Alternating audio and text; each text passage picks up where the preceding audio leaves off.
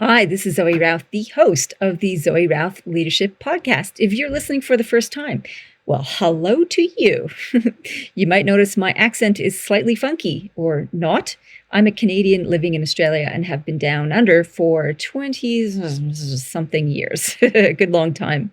I love working with CEOs and their teams on the people stuff in leadership. I have a really huge passion for that. I run facilitation programs, coaching and training to help people get on top of the people management issues so they can develop a great culture to deliver on a really strong strategy. What we do in these podcasts is interview high-level leaders who've had success in running their businesses and running their teams and mining them for information about how to do that well. In today's podcast, we have a bit of a pioneer. She is a remarkable leader. Her name is Faith Rees. She is the CEO and founder of SixPivot and Cloud Ctrl, two different companies. She has a background in psychology and communication. How she ended up in IT is what we explore a little bit in the podcast today. She's worked with a huge number of high-level software companies, including Microsoft. But I guess her real journey is about the journey in entrepreneurship when she threw away all that consulting work and training work and started her own show, which is the two companies which I mentioned. She's really passionate about a couple of things, about putting people at the center of business and building businesses around the preferences of people. And we'll hear a little bit more about that in the podcast today, too. And she's also really passionate about mentoring and mental health. And she's won numerous awards in different sectors for her work around this. So please welcome to the podcast, the remarkable Faith Rees. And if you have another amazing leader who you think is awesome and love to hear more about, please recommend them to me. You can do that on the podcast Facebook page, which the link is in the show notes. Just hop on there and say, hey, maybe you should interview such and such, or I'd like you to interview my boss or my colleague or someone I respect. It would be great to hear their story. We really value those recommendations. So if you got one, please send it on through. Okay, enough. Let's get started. All right, all the way from the fabulous Gold Coast, we have CEO Faith Rees. Welcome to the show, Faith. Thanks, Zoe. So great to be here. I'm really excited to hear your story. So you're a young go-getter, you're a female go-getter in a very male-oriented industry, the high-tech space. So a bit of a rare bird. I'm curious, how did you get started in the industry? It was a bit of a journey. So I actually started off doing psychology. I was very interested in, I guess, human beings and how we operate and how we think. And that's never really changed, which in time has lent itself actually very well to what I do today, even though I may not have thought so at the time. And long story short, I landed a role in a training company.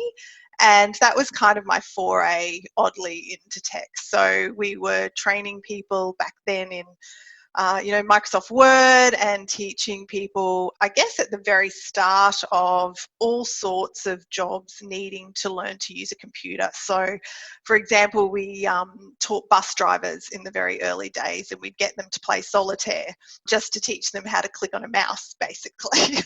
Wow. So that was sort of my foray into tech. And then as that progressed, I took on roles where I was doing more, I guess, kind of alliance management and started working with tech vendors like Microsoft and at the time Lotus and Cisco and those sorts of big American vendors. And then from there, my sort of career progressed more and more into the tech side. So originally it started kind of in that sales training side of things, moved more into sales and alliance management, and then really starting to get more into software development, which has probably been about the last 10 years. So I'm not a developer myself, but I work very closely and all my team are developers. Oh, well, that's such a fascinating evolution. So training the actual technical skills of how to use a computer into being a liaison with the big wigs and then getting into software development and managing those things. What made you want to start a company? Was it like from that training wing, then like, I'm going to start my own software development company? Like, was that the big step? Look, partly I came from a family where my father did all sorts of job roles and took on all sorts of businesses, from doing real estate photography, where he started his own business doing that, through to having a removal business and all sorts of things. So I guess it was kind of in my blood a little bit that I would have my own business at some point. My grandmother owned her own fish and chip shop, so I think it's sort of bred into me that that I would do something. And then over the years, across the various organisations that I worked for, a lot of my roles were actually starting new regions or new territories. And one of the roles that I had was actually bringing, at the time, fairly new hardware-oriented technology, things like the Google Box at the time, or Juniper hardware before it sort of really took off in Australia, into the Australian market. And so when I started reflecting on my journey and where I was at sort of 5 years ago before I started the business, I'd got to the point in the company I was at that I didn't want to work there anymore. So what was next? And when I looked around, I kind of went, there's no one that I really want to go and work for. And then reflecting on my journey was, well, actually, I've been building other people's businesses literally from the ground up my entire work journey. So I should just do it myself. Was really, so it was always kind of in my blood, I think, that I would do something myself. And then it was just timing. I had the contacts, I had the experience, so I didn't venture too far out of what I already knew. So from that perspective, it was, I won't say easy, but easier than if I just, decided to do something completely different. So there you are. You're like, right, I'm going to stop building businesses for others and do it for myself. I'm going to get a band of colleagues together, I'm guessing. Pretty much. And what was the first challenge that you came up against? Look, the first challenge, I think, in any business, and particularly in software development, is software developers get paid a lot of money.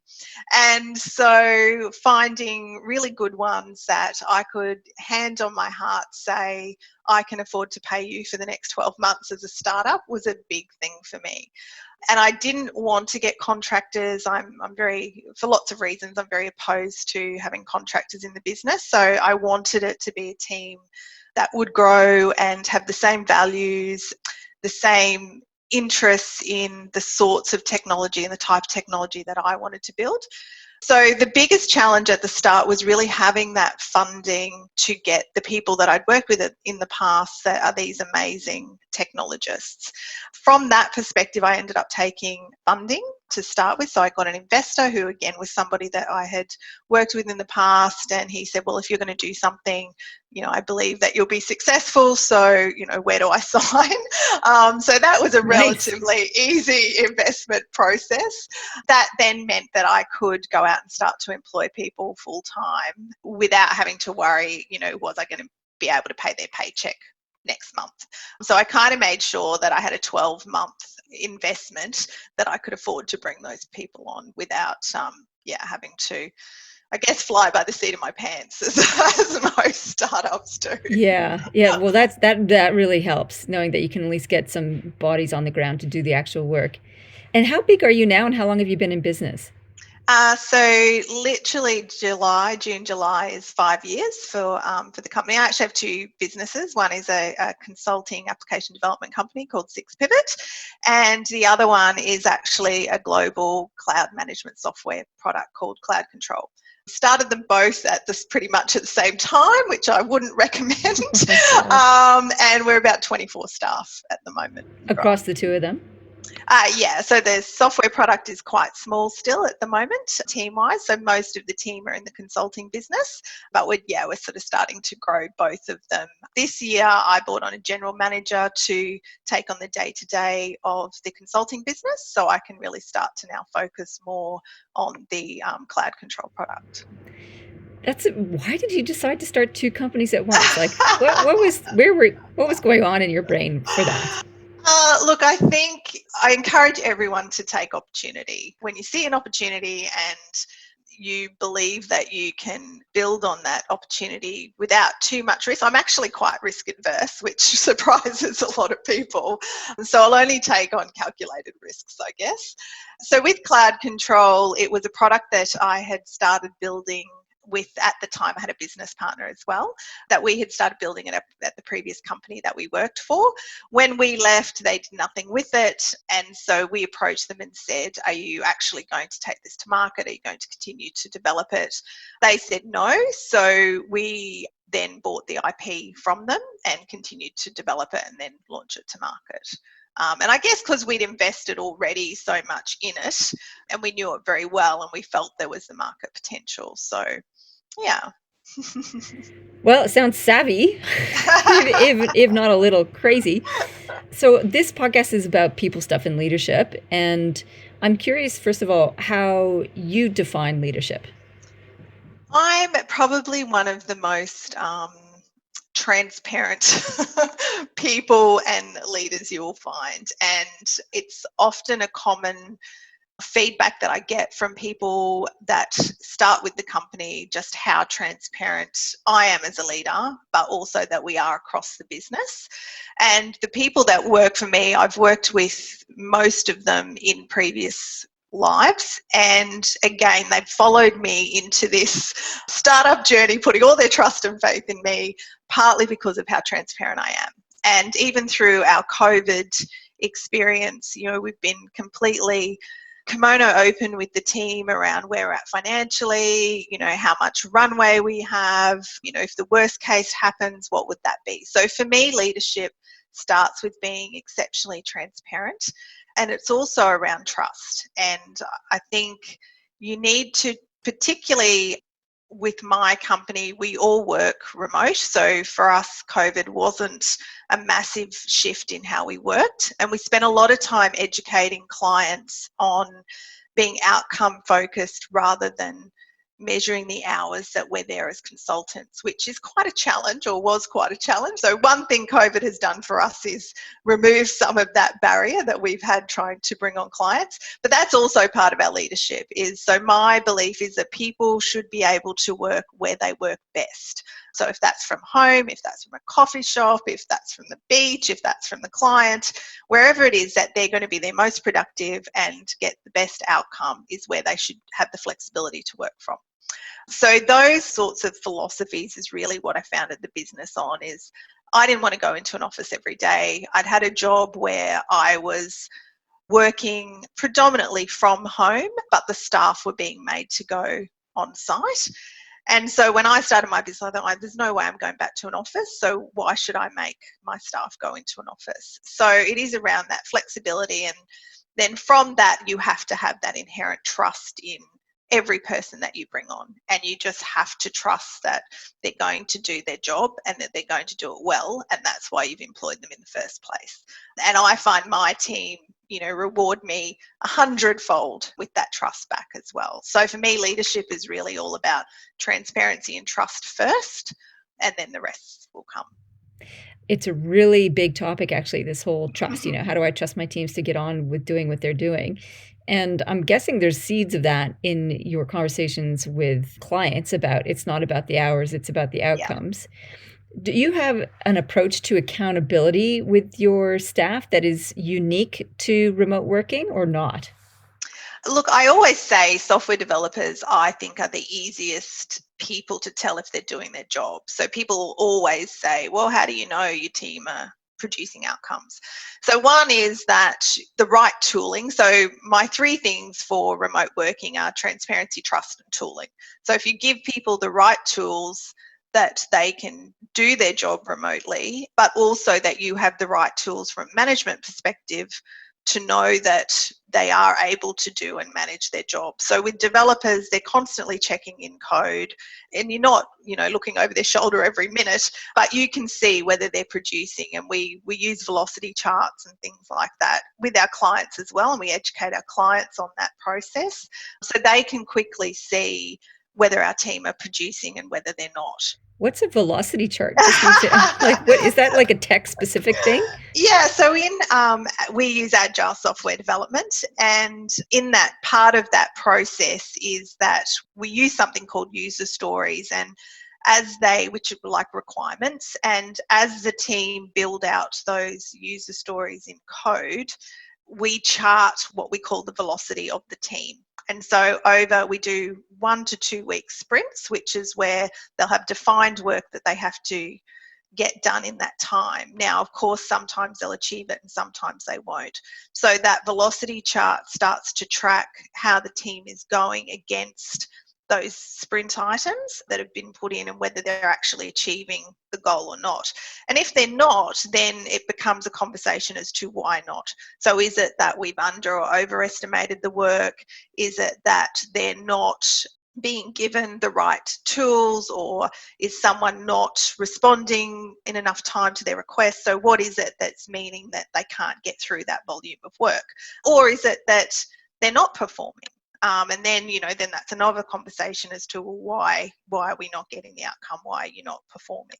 So there's lots of different types of tools, particularly in software development. So I do think it's one of the most transparent jobs and lends itself most easily to remote work and knowing whether your team are doing what they should be or not.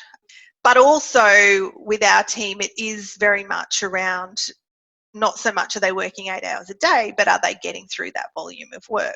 Now, some of them, or a lot of them, have kids and they, have highly flexible, so they're available to our clients most of the time during the day when most of our clients are working. But likewise, we have a culture of if they need to leave at 2:30 to go and do something with the kids, that's okay, as long as they at some point pick up the task that they need to get done, or as long as by the end of the week those tasks are done, then I don't really care.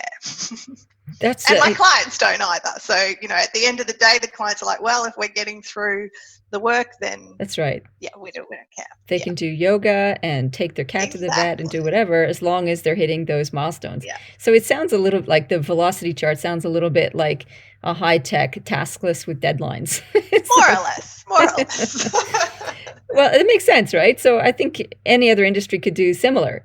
What's your absolutely having a set amount of tasks or deadlines or outcomes per week is all you need. And I think the importance is also getting your team to set what their outcomes are going to be. So even if we look in the non-developer context in the team, so we have, our people and community manager. So she both does things to do with our own internal culture, but she also produces a lot of content where we help particularly our IT community, and she runs different associations and things like that. So with her, it's more about planning out her normally 30, 60 and 90-day plans and just, checking in probably once a week to see how she's tracking against those. But I have her set what are her outcomes going to be, and then we agree whether that's a, fair amount of work to get done in that time. And again, she'll check in and go, this is where I'm at, or this has taken longer. So you can see if you've got those right measures in place across your business, you shouldn't have a challenge of what are your staff doing and are they being responsive or not. So as somebody who studied psychology and then moved into the tech world of training and then being a boss, what have you found easy and what have you found hard in dealing with the people stuff? People are always hard. I don't think people are ever easy. I think if you can I always try and find what the personal motivators are for my team. And one thing that I'm very strong on with leadership is no matter how big your organisation is or how small your organisation is, everyone should be treated as an individual. And whilst even, if you're looking at remuneration contracts and things, you can still individualize them. So a lot of big organizations go, we're too big to be able to do that. You're not. You can have more or less what I call like a menu of, here's our salary bands and here's a menu of things that we can build into your contract that we offer to everyone. But yours might look slightly different to the next person, even though on the whole you're earning the same amount of money. So I think if you can right from day one with that initial employment contract, treat everyone as an individual and then start to learn what it really is that drives them. And for me, it's also looking at how I can bring some of that into their work. So our team have a very strong values base. We want to do work that's very social impact related. So if I work with them around for even as simple as what are the organisations they would like us to be working with as a company. So, they might pick Disney, always comes up as, Really? they want to Disney? be able to go to their kids and go, we're doing work for Disney. Or, or it might be, could be the United Nations Global Compact, which we've just recently joined. Yeah, those are very similar. Very similar. But if you find that spark of what it is that drives that person, then I think you will always get the best performance out of them. For example, one of the companies we work with do pre-testing of cancer types. And so even if our team are getting frustrated at working with that particular customer around different things, they then, from a mindset perspective, will shift back to, well, actually, this company does really great work. And while they're frustrating me at the moment, or my job's frustrating me at the moment, the thing that will get me over that is remembering why I'm here and that the work I'm doing is actually making a difference.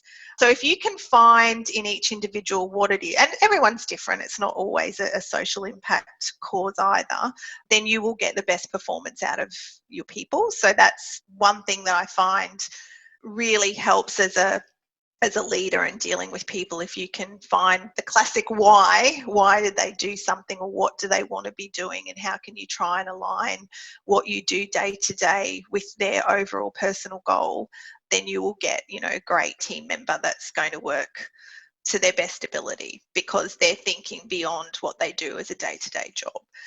The hard thing is that, people go through stuff. So They do. they do. And in my industry, there is a lot of challenge around anxiety and mental health. And I would say probably at a higher rate among developers, very generalized, but probably at a higher rate among developers than a lot of other industries. What? Why?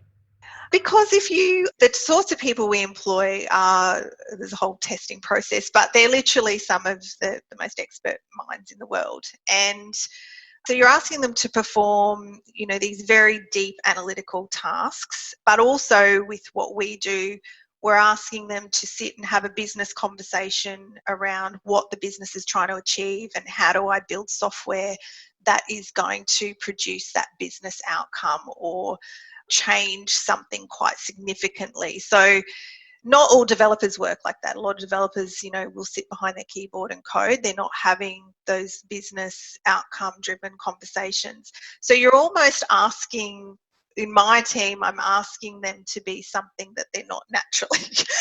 So there's not a lot of people that take up development so that they can go and talk to people. They really want to sit behind a computer and code. That's what they love doing. And so, not all of them have great social skills and not all of them want to be highly social. So that, when you've got someone that you're asking to do two quite different tasks, it also means that they can struggle with one or the other. So they might be naturally outgoing, so therefore they struggle sometimes on the technical side, or if they're not naturally outgoing, they're struggling because you're asking them to put themselves out there and have these ongoing conversations. And then if you think to what developers do, a lot of their time is behind a keyboard coding in relative isolation. Even if you go, I did a tour a few years ago of some of the big tech firms in San Fran, and you'll have floors of people in these fantastic buildings, but you have floors of people sitting side by side with headphones on and looking at a computer programming. And, even though they've got bars on the rooftop and they've got Michelin star chefs that they can go and have lunch with, on the whole, the programmers are sitting there at their desk, headphones on, not talking to anybody. So it's quite, I guess, it's an interesting world in which, they operate. And so when you're dealing with people that are often like that, they are often socially isolated. And so that can become a problem. They are very high achievers. Most developers have an innate sense to really achieve and see an outcome in their work. So again, depending on the type of work, if they're not getting that achievement, that can be quite debilitating to them on a sort of emotional and mental level as well. And there's lots of other areas. And I've seen it over multiple companies that I've worked for where we have a high concentration of developers. Anxiety and depression is very high on the scale. Wow. So tell me about a time as the leader where you didn't get it right and you fouled up. What happened and what did you learn? Look, I mentioned that I had an investor at the start and a business partner. And, everyone says be careful who you go into business with. And I thought that I had done that. And we spent a lot of time aligning values and what I wanted to do with the company and the type of company that I wanted. And at the start, we were quite aligned. But then over time, it became apparent that our values just weren't aligned. So at the end of the day, your investor wants to see the return on their investment, and that wasn't happening, I guess, quickly enough, or they also saw the potential that the business could grow a lot more quickly than what it was, which is not what I wanted. So I wanted to keep a relatively small business and grow sustainably over time, not bring in contractors, because I wanted to keep the values base very strong. But there was more and more pressure to start to do that. So we're all friends now, but it was a messy, I guess, process to then go through unraveling that. And then probably about a year later, my business partner and I parted ways for the same reason. So you lost your investor and then you lost your business partner. Whoa. Yes. So, which, was, a lot of my doing, in that I had a very fixed vision on what I wanted the company to be. And there was pressure from both of them to either change the direction of the company or build it a lot more quickly and bring on more people, which was just not what I was about at the end of the day. What did you learn about yourself through that? I learned that at the start, I could have done it on my own. And I'm very grateful that I had the investor at the time and my business partner. So no discredit to them at all. But I did learn I should have just done it on my own, and I didn't have the confidence. So they gave me the confidence to start the business. And at the time, without them, I probably wouldn't have had the confidence to do what I've done. So I'm very grateful to them, because I probably wouldn't have done it on my own. But now looking back, I'm like, you know what? You could have and you should have. So I think having that real faith in yourself to, put it on the line and just go, well, I really did know I could do it, and I should have. That's an interesting realization, isn't it? So when it comes to building support around yourself, like CEO job, pretty lonely thing, especially if you've lost an investor and a business partner. How do you keep on the straight and narrow? How do you remain centered? So I have been fortunate in that I have a great mentor who's also my chairman. So I did set up a board very early on, and I think all or most startups should do that. And so he has been a great pillar of strength to me throughout the process. He was somebody that I could go and, validate ideas with, and I still do that today. So I'm very fortunate to have him, and I would say to any business owner, you do need someone like that, and you need someone who's not just going to be your cheerleader, but someone who's really going to push you and who isn't afraid to upset you and to tell you how it is. And so he's been great. And I, even working through the process of, should I, shouldn't I break up with my investor and business partner, and going through that process was great to have him. And also surrounding myself with a great team. And everybody says that, but every individual that works for the company, up until recently, I had worked with in the past or had some association with in the past.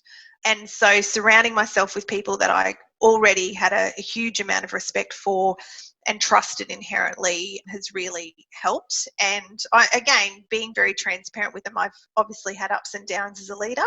And so there are times when I will share that with them. And you've still got to balance that with being the leader and having the answers, but also saying, there's times when, I'm not 100% and I need a moment, and the team will rally around me for that as well. So I think building that rapport with the people around you, and I think today is much more accepted than certainly when I started out in management roles. And so, that sort of brings in that authenticity as a leader. And I think people really do respond to that. That's great. Well, you've been on such a remarkable journey.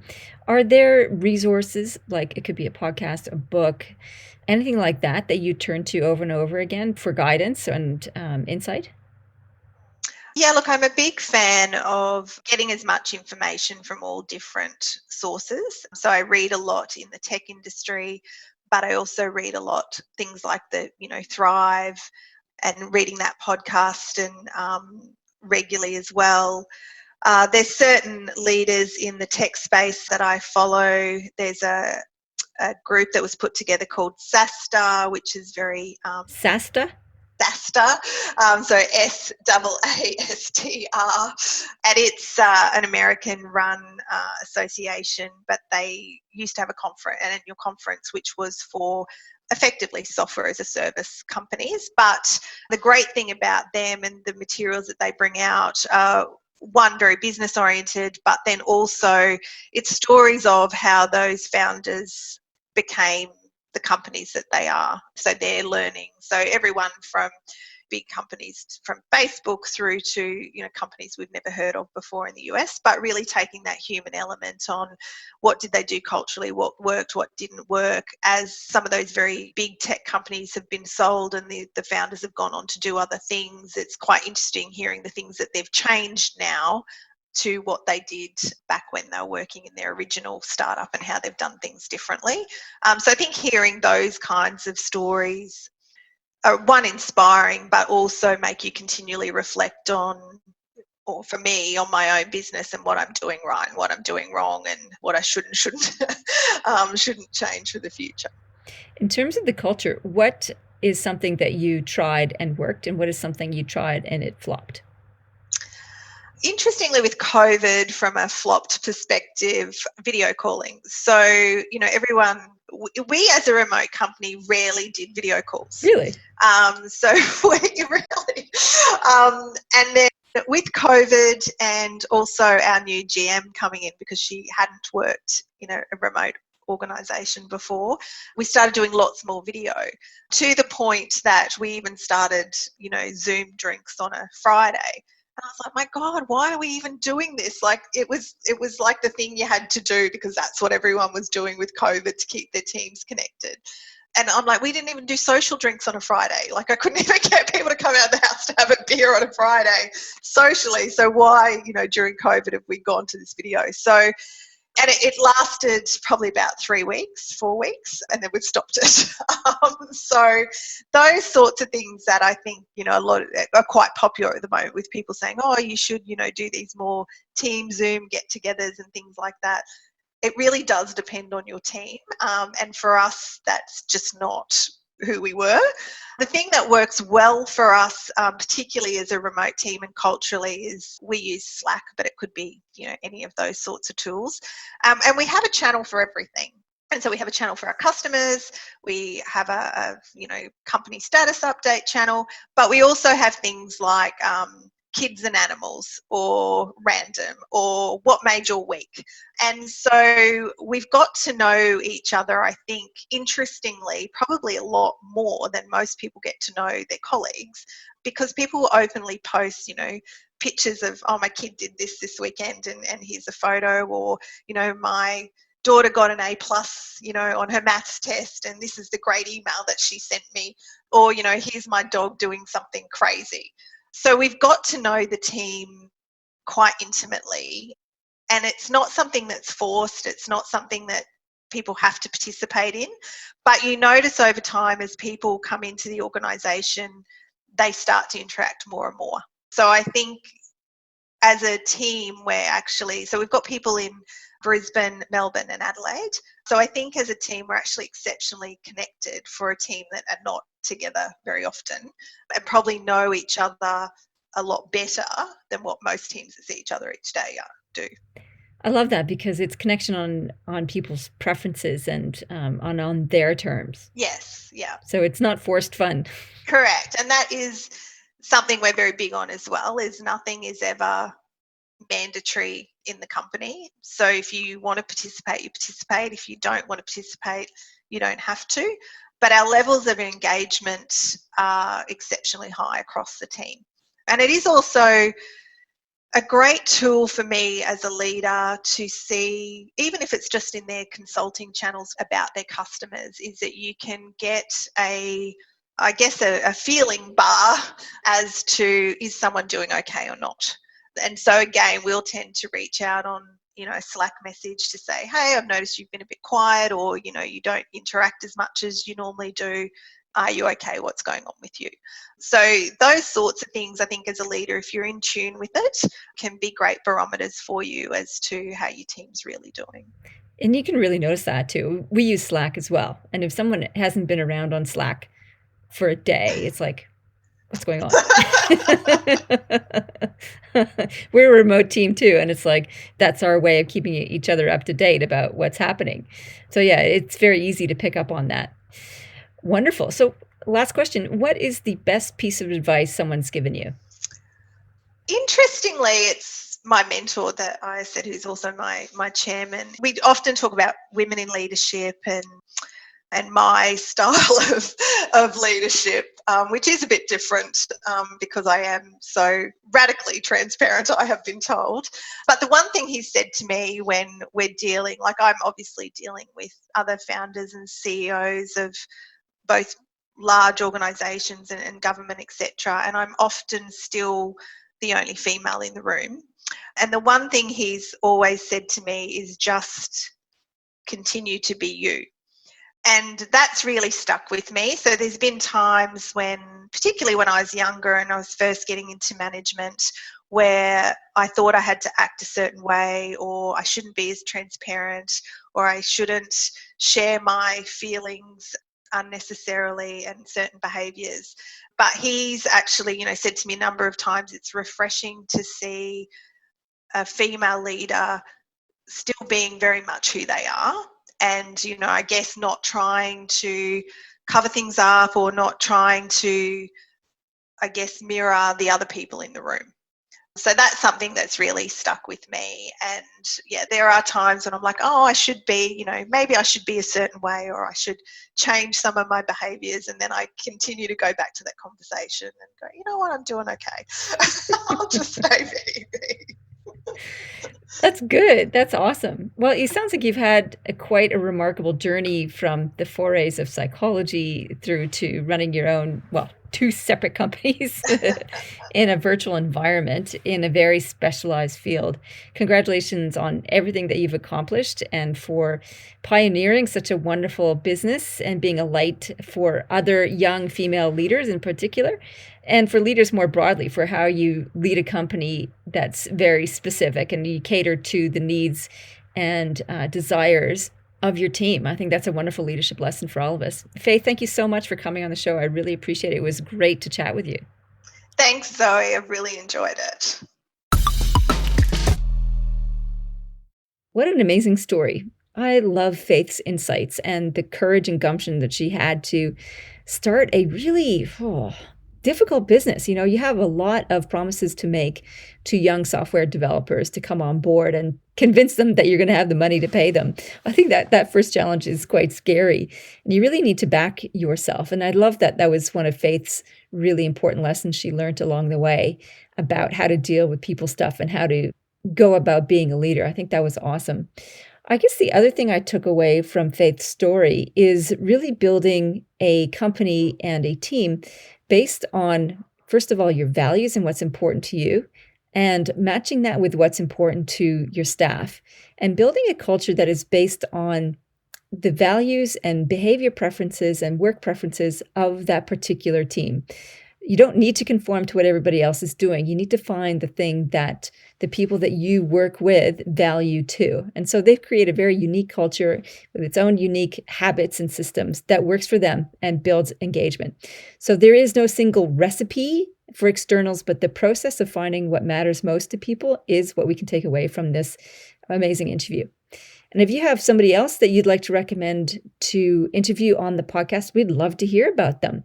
Send us an email. You can go to zoe@innercompass.com.au and send me an email there.